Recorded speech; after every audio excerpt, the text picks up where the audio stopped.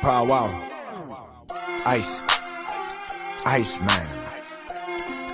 Ice man pow wow. Ice. Ice man. Ice man pow wow baby. All right, what's happening? We are back, motherfuckers. We've been out for a bit. Just busy working, doing my thing, and back to make some money because last few cards weren't too stacked. Had a good main event actually that Yudong Song won. That was a great card, great fight. Sorry, but not too stacked. So this weekend you got Aljamain Sterling, Henry Cejudo. This is your most stacked card because I'll tell you going forward we got Rosen, Struck, Almeida as a main event. That's whatever. Hermanson Allen, whatever. Nunez Pena, Poo card. Vittori Cannonier. That's not a bad main event, but the card itself is Poo. Emmett Topuria. It's a pretty good fight. Strickland Magomedov. Decent. And you got Moreno Pantoja at UFC 90. So going forward from here to July, this is your most stacked card as of right now, unless they throw another main event as UFC 290. But as of right now, UFC 290 only has Brandon Moreno and Pantoja as a title fight on there. So if that's the main event, that's horrible. But if they can add something like John Jones or something, which I think they're going to do, but who knows, man. But going forward, this is your most stacked card. Henry Cejudo, Aljamain Sterling, champ versus champ. Henry Cejudo, I still consider him a champ because he did not lose the title. He left as the champ. And that's going to be an interesting fight. So let's get straight to the goods here. We got Henry Cejudo taking on Aljamain Sterling. So obviously Henry Cejudo, he's been out for a bit. His last fight was, of course, a huge win over Dominic Cruz. Aljamain Sterling, on the other hand, he's been on fire. So Aljamain Sterling, since his loss to Marlon Moraes, where he ate that vicious knee, he's been on a roll, beating Jimmy Rivera, Cody Stamen, Corey Sandhagen, Peter Yan, Pedro Munoz, TJ Dillashaw. Like the list goes on and on who he's been able to beat, right? But the difference is its styles make fights, right? So if you see his last fight with TJ Dillashaw, how did he win the fight against TJ Dillashaw? He took TJ down, took TJ's back, and just hammered him. Strikes from back mount, finished him. How did he beat Peter Yan? He took Peter Yan down, and he dominated Peter Yan on the ground. Right? He took Peter Yan. He took his back a couple times, got that body triangle, and Peter Yan was just stuck. Grinded him out, and Peter Yan could not escape position, and he ended up losing the fight. Same thing with Sandhagen. He took Sandhagen down, took his back, choked out Corey Sandhagen. All those three guys that I listed actually have pretty decent takedown defense and ground games. The difference is Henry Cejudo, I don't think he's ever been taken down. I mean, the guy, he's probably the only fighter currently on the UFC roster that holds an Olympic gold medal in freestyle wrestling, which is insane. If any of you guys have ever wrestled before, knows how difficult it is to win an Olympic gold in freestyle wrestling at age 19. Dude, that's unheard of. So in my opinion, he's probably the most decorated wrestler inside the UFC. Now, is he the most effective using wrestling? Maybe not, because you see some of his fights, he likes to knock people out, right? Khamzat Chimaev, on the other hand, he's a guy who's, he doesn't have the same, he's not, on paper, he doesn't have a gold medal or anything, but just a little different. He definitely relies on his wrestling more than Henry Cejudo does, but Henry Cejudo's always got that in his back pocket. So how does Aljamain win this fight? Is he take Henry Cejudo down? Dude, I don't think you're going to be able to take Henry Cejudo down. If Aljamain Sterling could take Henry down, I will be in complete shock. That will be shocking if Aljamain can take Henry down, because I don't think so. Anyone maybe has a chance as Marab, but dude, even then, Henry Cejudo is just insane, dude. Gold medalist wrestler, most decorated wrestler in MMA. He's even more decorated than Bo Nickel, dude. I don't see anyone being able to take Henry Cejudo down. And now you're forced to strike with Henry Cejudo. Well, who's the better striker out of the two? I'm going to go with Henry Cejudo. I mean, in my opinion, don't get me wrong. Aljamain's a good striker. He's got that good calf kick. But on the feet, I think Henry Cejudo wins. And in the grappling department, when the fight goes to the ground, it might, stall each other out. But getting it to the ground and takedown defense, takedown offense, I'm going Henry Cejudo all day. But this is going to be interesting. How the real question is he going to look the same, right? He hasn't been fighting, for a couple years. How is he going to look? He's 36 years old now. Hasn't fought in 3 years. His last fight when he was 33. Now he's 36. That's the big question is he going to be able to look the same? I think he does. I think he's been training a lot. He's been coaching a lot. He's been teaching a lot. He's been in the game. Henry Cejudo, I think, is just a bad matchup for Aljamain Sterling. So I'm taking Henry Cejudo on that one. Currently even odds as well it should be. Now we got Gilbert Dorino Burns taking on Belal Muhammad. Now I'm a big Belal Muhammad guy. I was telling everybody about Belal Muhammad back in the day. No one was thinking he was going to beat Vicente and Stephen Thompson and Damian Maia, but man, the guy's for real.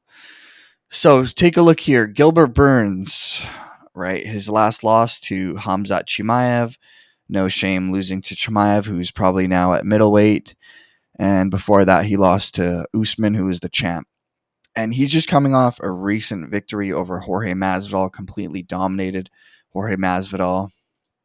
Belal Muhammad, on the other hand, coming off an impressive win over Sean Brady. I just think this matchup is a bad matchup for Belal Muhammad. Belal Muhammad, decent striker. He did look good against Sean Brady, but other than that, I haven't really too impressed with his striking. Now he's taking on Gilbert Burns. Gilbert Burns is actually a pretty good striker. Heavy hands. And Belal Muhammad likes to wrestle. He likes to take people down. The only problem here is you're going to take down a jiu-jitsu world champion. Gilbert Burns has wicked jiu-jitsu skills. Even Khamzat Chimaev didn't want to take him down. So it'll be interesting to see how Belal Muhammad deals with that, because I think he's going to be forced to strike. Right? If you're forced to strike Gilbert Burns, you're not going to be able to take Gilbert Burns down and be able to be successful there. I don't think so. So I think you're going to be forced to strike with Gilbert Burns. Who's a better striker? I think Gilbert Burns probably is a better striker of the two. Hits harder. Cardio advantage I'd give to Belal Muhammad. However, this is only 3 rounds. So I think Gilbert Burns gets it done by decision, I believe. Gilbert Burns by decision. That's a pretty good bet. Movsar Evloev taking on Thug Nasty. Bryce Mitchell. Man, they're doing Bryce Mitchell dirty, dude. I thought they wanted to build this guy up, but I guess he's been talking too much shit on the internet. And they're going to shut him up with this fight because Movsar Evloev is unreal. This Russian kid, I was telling, guys like him, guys like Topuria, these are the 2-3 guys that are going to give, Volkanovski some issues. I'm not saying they're going to beat Volkanovski, but I'm saying the guys coming up at featherweight who are going to give Volkanovski and the top of the heap, guys like Max Holloway, problems are guys like Ilia Topuria and Movsar Evloev. Movsar Evloev is incredibly well-rounded. He can wrestle, he can strike, he could do it all. Bryce Mitchell, on the other hand, he can't strike, but he can grapple. And you're not going to be able to... I don't think he's going to take Movsar Evloev down. I think Movsar Evloev is a better wrestler out of the two. If anyone's getting taken down, I think Bryce Mitchell is getting taken down. Now, that being said, Bryce Mitchell, once he hits the ground, he's got better jiu-jitsu than Movsar Evloev. But Movsar Evloev, he's savvy. He's got great grappling skills. So I think Movsar Evloev is going to grind out the decision on Bryce Mitchell. And, considering the odds, he's such a big favorite. Just a bad matchup for Bryce Mitchell. Up next, my boy Kron Gracie, Ice Cream Kron, Rickson Gracie's son, the legend. Now, if this was pure jiu-jitsu, this would not even be a fight. This would be so one-sided, it's not even close. Unfortunately for Kron Gracie, he does not have good takedown skills. He's able to get the fight to the ground sometimes, but he doesn't really have that good wrestling base. And his jiu-jitsu base, it's not like that Carlson Gracie style where you're just like, Damian Maia, where he just like grinds on guys, takes you down, smashes guys, Kron Gracie, he likes to take the back. And Charles Jourdain is super savvy. He's a black belt in his own right. He's got, I think, 4 or 5 submissions on his resume, including a guillotine choke over Rolando Venata. Man, I hate betting against Kron Gracie because, man, I'm a big Kron Gracie fan.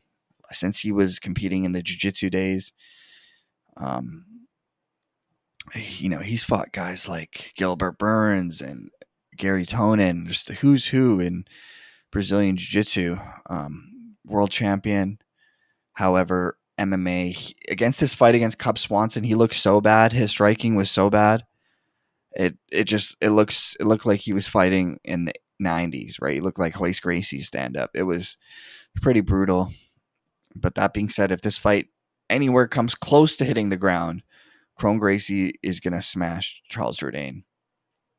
But is he going to be able to get it there?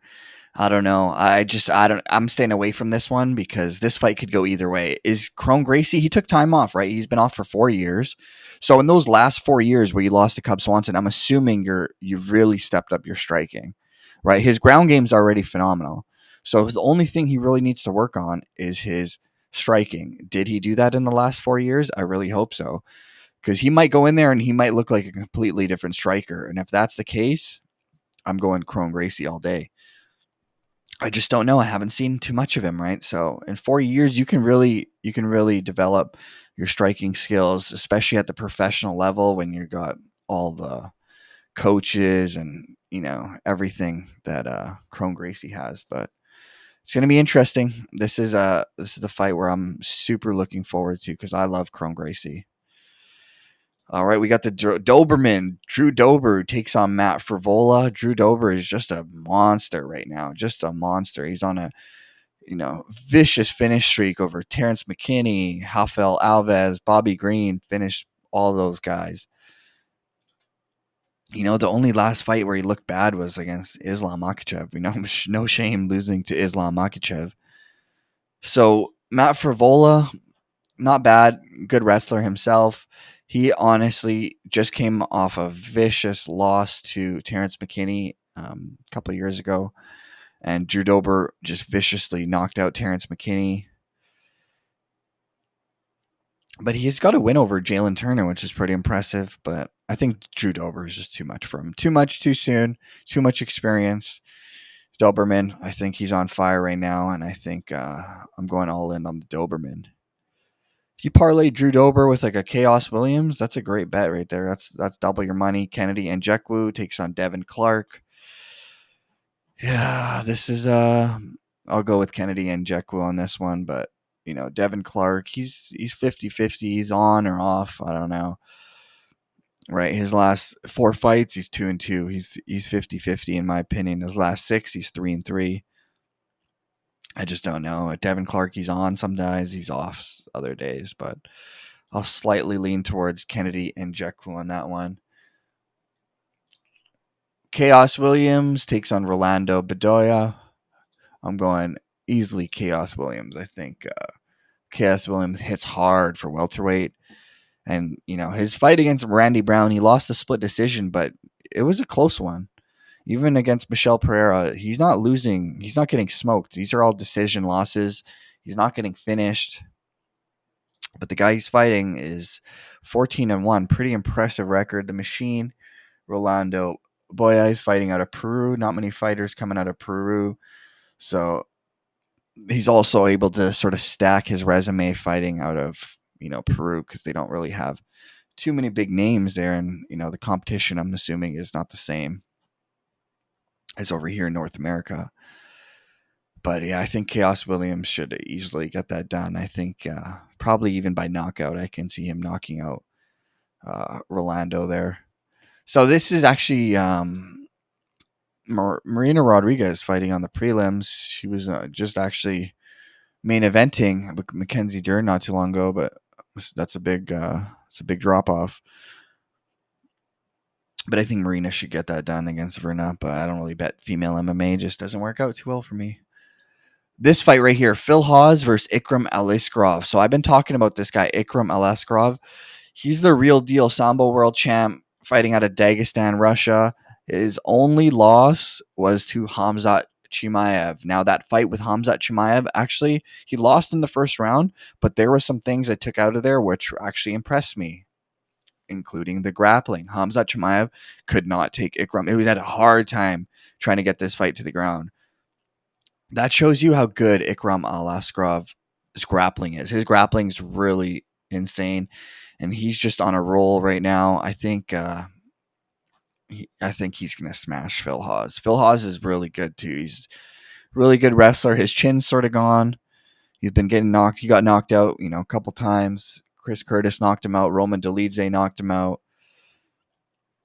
I think Ikram is going to come for this guy. I think the only guy really beating guys like Ikram or Khamzat Chimaev, and I think Ikram is for real. So it's so funny because Khamzat's so good that if you look good against him, it's like, oh shit, this guy's for real, right? Like Gilbert Burns lost, but he looked good against Khamzat, and you're like, oh shit, he's for real. Same with Ikram. He got knocked out in the first, but he looked good up until that uppercut. So I'm going to Ikram Aliskerov. So if you guys need a place to bet, you already know, BetUS, promo code Iceman. Let's make that money, fellas. It's time. I want everyone to clean these bookies out. We're taking over, bro.